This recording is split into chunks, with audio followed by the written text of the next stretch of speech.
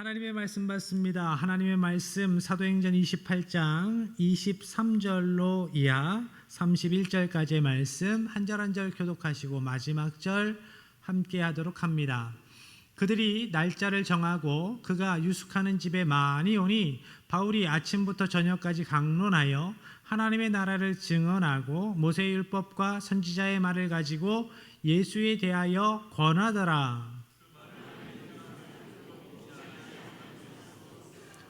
서로 맞지 아니하여 흩어질 때에 바울이 한 말로 이르되 성령이 선지자 이사야를 통하여 너희의 조상들에게 말씀하신 것이 옳도다.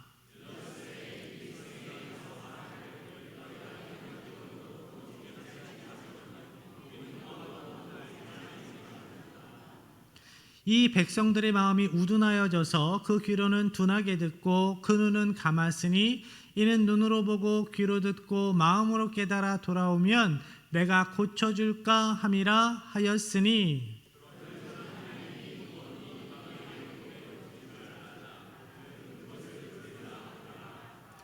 바울이 온 이태를 자기 셋집에 머물면서 자기에게 오는 사람을 다 영접하고 하나님의 나라를 전파하며 주 예수 그리스도에 관한 모든 것을 담대하게 거침없이 가르치더라.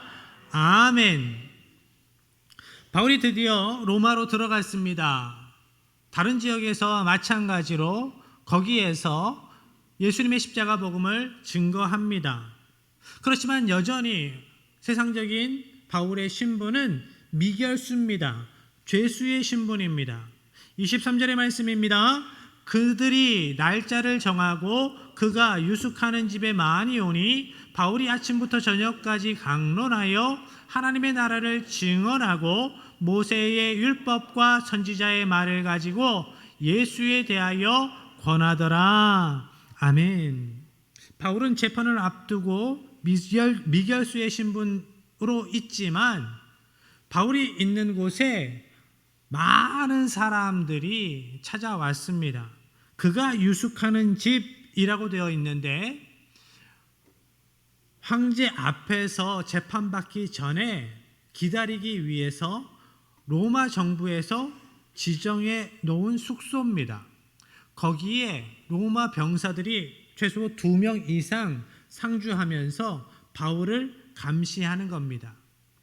그렇지만 그런 상황에서도 많은 사람들이 찾아와서 바울을 만납니다. 어떤 사람들이 주로 바울을 찾아왔을까요? 본문에 보니까 모세의 율법과 선지자의 말을 가지고 예수에 대하여 권하였다라고 말씀합니다. 그러니까 모세의 율법과 선지자의 말을 아는 사람들 누굴까요? 유대인들, 이스라엘 백성들, 유대인들이 주로 찾아왔다라는 것을 알 수 있는 거지요. 모세의 율법을 통해서 구약의 말씀을 통하여서 바울이 그들에게 이렇게 증거합니다. 너희들이 알고 있는 대로 하나님께서 메시아를 우리에게 보내주시겠다고 약속하셨다. 그 약속의 말씀이 성취되었다. 이 땅에 메시아로 오신 분이 계신데 그분이 바로 예수 그리스도이시다. 그런데 유대인들이 우리 민족이 모세의 율법과 선지자의 글에 예언된 그 메시아 예수님을 고발했다, 고소했다. 그래서 예수님께서 로마 군사들에 의해서 십자가에 달려 죽임당하셨다. 그렇지만 사망 권세 이기시고 부활하셨다. 이렇게 바울은 유대인들에게 직설적으로 예수님의 십자가 죽으심과 부활을 증거합니다. 그리고 바울이 전한 복음에 반응이 있었지요.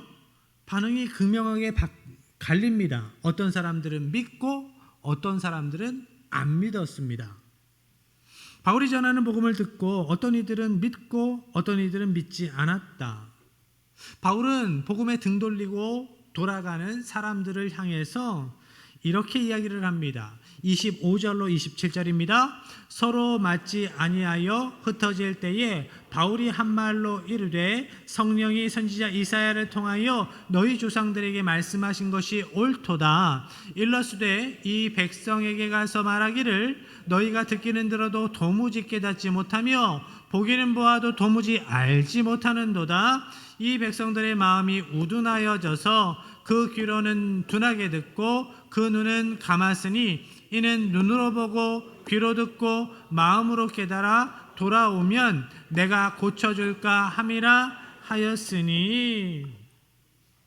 하나님께서는 이사야 선지자를 통해서 이미 그 답답한 마음을 말씀하셨다. 아무리 생명의 복음을 전해도 그 복음을 듣고도 깨닫지 못하고 그 복음의 능력을 보아도 알지 못하는 백성들, 하나님께서는 그러한 너희들을 보면서 안타까워하신다, 답답해하신다. 너희 조상들도 그랬는데 오늘 너희도 똑같이 그러고 있다라고 이야기를 하고 있습니다.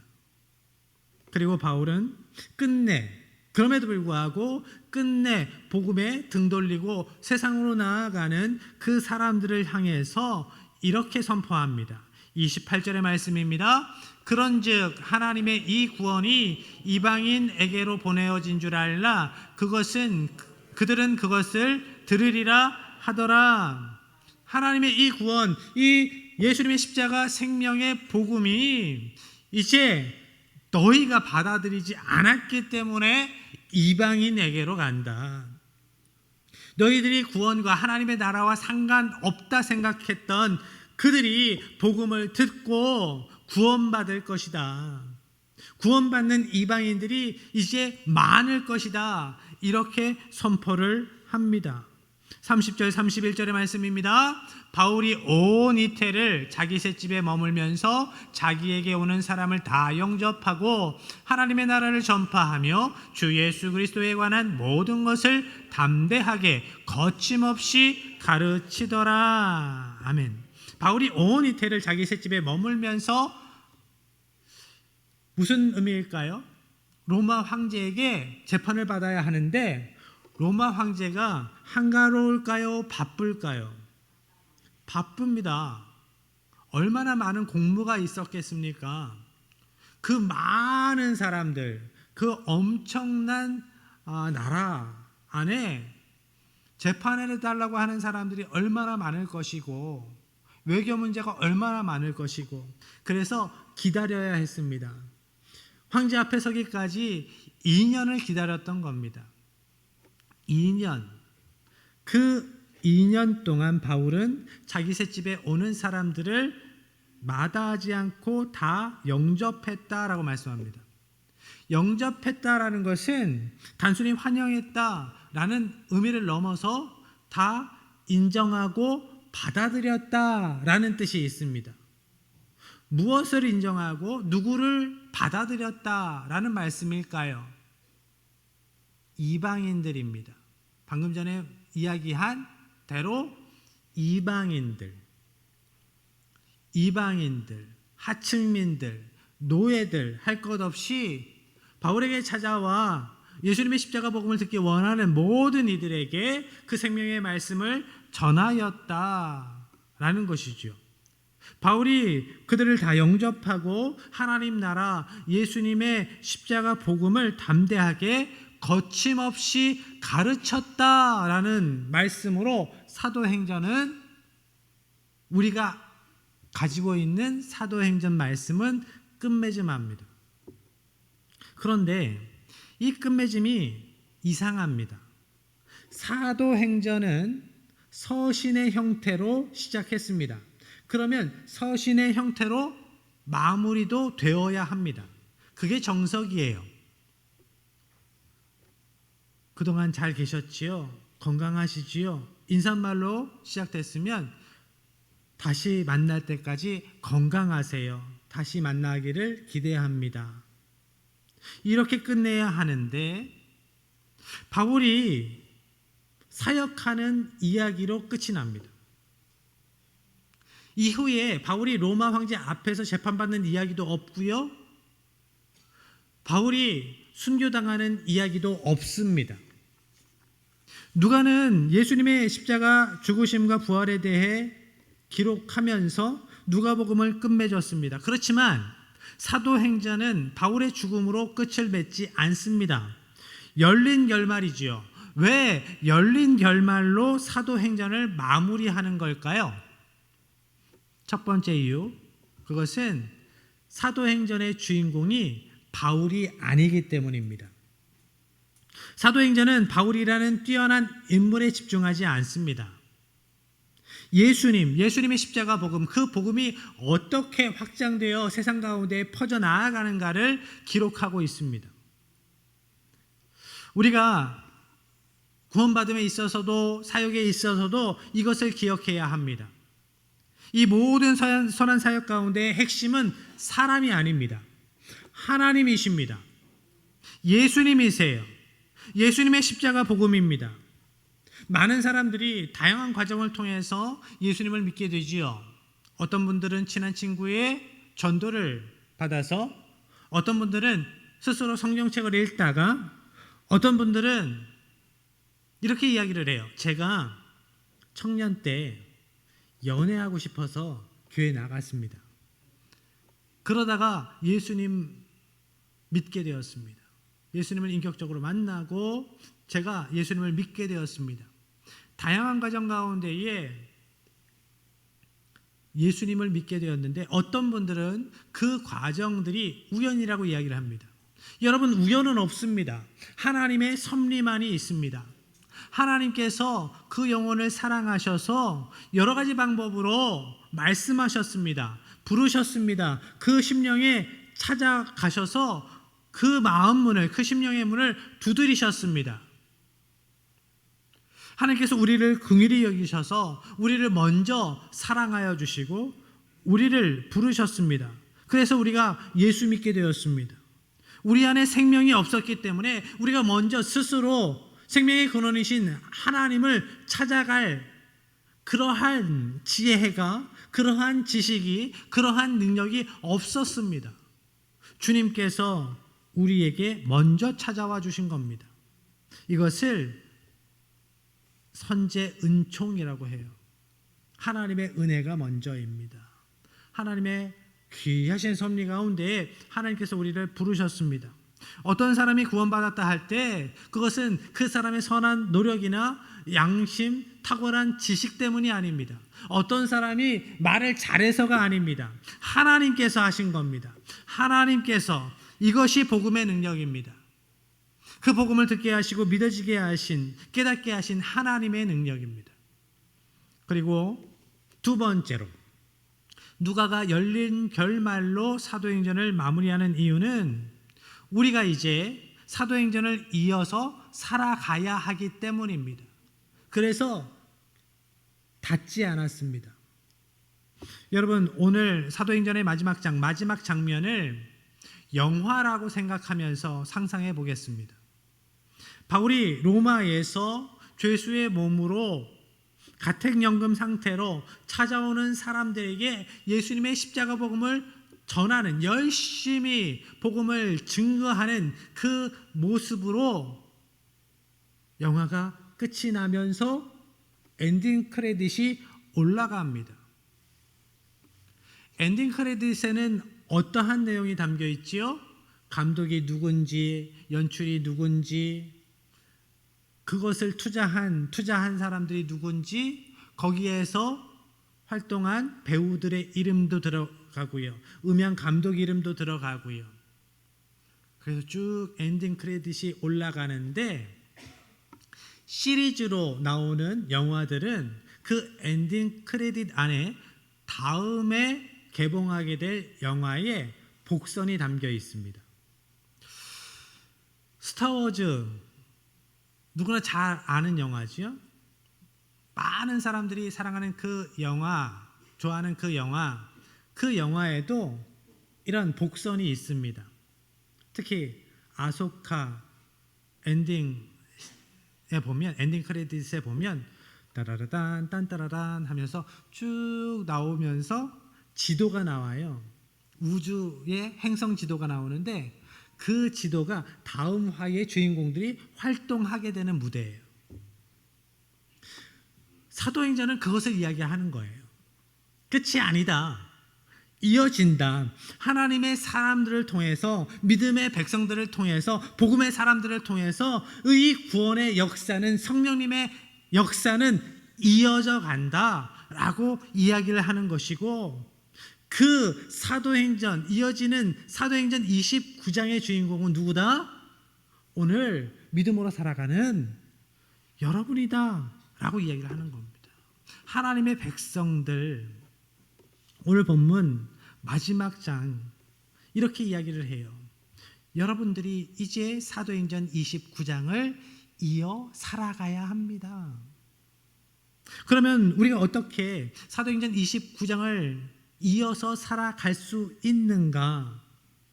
우리가 사도행전을 이어서 살아가기 위해서는 먼저 성령님과 동행해야 합니다. 사도행전은 성령행전이라고 불리우지요. 사도행전은 성령 강림에 대한 예수님의 약속의 말씀으로 시작되었고, 성령 충만한 예수님의 제자들이 복음 사명으로 세상 가운데 나아가며 목숨 걸고 그 사명을 이어갔던 이야기입니다. 성령님께서 베드로를 통해서, 바울을 통해서, 스데반을 통해서, 바나바를 통해서, 교회와 성도들을 통해서 이러한 일을 행하셨다라고 기록하고 있어요. 그래서 우리가 이어가야 할 사도행전 29장, 우리 믿음의 이야기는 성령님과 동행하는 이야기여야 해요. 성령 충만함으로 사명 감당하는 이야기여야 합니다. 사도행전에 기록된 놀라운 일을 이루신 성령님께서 우리와 함께 계십니다. 오늘 믿음의 자녀들과 함께 동일하게 동행하시며 역사하십니다. 그래서 성령님을 인정함이 먼저예요. 성령님과 동행함이 먼저입니다. 성령님께서 말씀 주시면 그 말씀에 순종해서 나아가야 하지요. 성령님께서 막으시면 거기에서 멈춰 서야 합니다. 성령님께서 길을 여시면 또 걸어가는 거지요. 성령님께서 함께 하심을 따라 걸어가는 그 발걸음이 여러분의 삶의 발자국이 천국에 기록되는 사도행전이기를 축복합니다. 또한 두 번째로 사도행전을 이어 살아가는 성도 되기 위해서 우리는 말씀의 증거자로 살아가야 합니다. 사도행전은 성령 강림의 약속과 더불어서 예수님의 이 말씀으로 시작됩니다. 예루살렘과 온 유대와 사마리아와 땅끝까지 이르러 내 증인이 되리라. 너희들은 내 증인이 되어야 한다. 증인으로 살아야 한다. 예수님의 이 대사명으로 사도행전은 시작되었습니다. 바울 사도는 다메섹 도상에서 예수님을 만난 이후에 이 사명을 붙들고 일평생 살아갔습니다. 그래서 영적인 아들 디모데에게도 이렇게 권면을 합니다. 디모데후서 4장 2절, 너는 말씀을 전파하라. 때를 얻든지 못 얻든지 항상 힘쓰라. 범사의 오래 참음과 가르침으로 경책하며 경계하며 권하라. 복음의 사명은 멈춰지면 안 된다고, 언제 어디서나 복음의 사명자로, 복음 증거자로 살아가야 한다고 이야기를 합니다. 바울은 이렇게 간절함으로 사명자로 살아가다가 천국에 들어갑니다. 그 이후에 250년이 지나서 예수 믿는 사람들을 잡아가두고 박해하고 죽이던, 처참하게 죽이던 그 나라가, 로마 제국이 기독교를 국교로 공인하게 되죠. 하나님의 능력입니다. 하나님의 백성들, 목숨으로 그 사명으로 살아갔던 하나님의 백성들을 통해 이루신 하나님의 능력입니다. 그리고 세 번째로 우리가 사도행전을 이어서 내려가기 위해서 우리는 사도 바울처럼 주님만을 바라봐야 합니다. 사진 한번 보지요.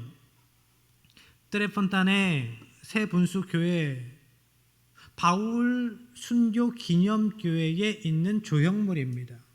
무슨 장면일까요? 사도 바울이 순교하는 장면입니다. 바울이 돌기둥으로 만들어진 단두대에서 순교당했습니다. 돌기둥 위에 머리가 올려지고 목이 잘려 죽었습니다. 그런데 마지막 순간 바울은 어디를 보고 있을까요? 자세히 보십시오. 하늘을 보고 있습니다. 하나님의 나라를 보고 있습니다. 주님께 그 시선이 고정되어 있습니다. 전에 말씀드린 대로 순교도 나의 능력이 아닙니다. 나의 능력으로 할 수 있는 것이 순교가 아닙니다. 그 누가 선한 양심으로, 그 누가 나의 열심으로 순교할 수 있습니까? 다 순교당하기 싫어하지요. 그렇지만 하나님께서 그 사명을, 순교의 사명을 주시는 그 사람에게는 순교할 수 있는 능력도 주십니다. 어떻게요? 하늘나라를 바라보게 하심으로, 하나님의 나라를 극명하게 선명하게 보여주심으로, 예수님께서 두 팔 벌려 맞이하고 계신 그 모습을 선명하게 보여주심으로 순교의 자리에까지 나아갈 수 있게 하셔요. 스데반이 그랬던 것처럼 스데반도 하나님의 나라를 보았습니다. 하나님의 보좌 우편에서 서서 두 팔 벌려 맞이하고 계신 예수님을 바라보았습니다. 그래서 스데반이 순교할 수 있었고 바울 사도도 그래서 순교할 수 있었습니다. 우리가 사명으로 살아가기 위해서 억울한 일도 만납니다. 힘든 상황들도 만납니다. 박해의 상황도 만납니다. 예수 믿기 때문에. 그렇지만 그 사명을 끝까지 감당할 수 있는 힘은 우리에게 없습니다. 하나님께 있어요. 그래서 하나님을 바라봐야 하는 거지요. 우리의 시선이 하나님께 고정되어야 합니다. 주님을 바라보십시오. 이제 이 땅에 남겨진 우리가 사도행전을 이어가야 합니다. 이를 위해서 성령 충만하십시오. 성령님과 동행하십시오. 말씀을 붙들고 말씀을 기준으로, 말씀의 능력으로 살아가는 하나님의 백성 되시길 바랍니다. 언제나 어디서나 여러분의 시선이 하나님께 고정되어서 믿음으로 담대히 살아가는 하나님의 백성들 되시기를, 그래서 여러분의 삶이 천국에 기록되는 사도행전의 이야기가 되기를 주님의 이름으로 간절히 축복합니다. 이 시간 기도하는 마음으로 찬양합니다. 주여, 이 땅에서 눈물의 제목들을 만날 수 있지만 믿음으로 이겨 살아가게 하여 주시옵소서. 사명으로 살아가게 하여 주시옵소서.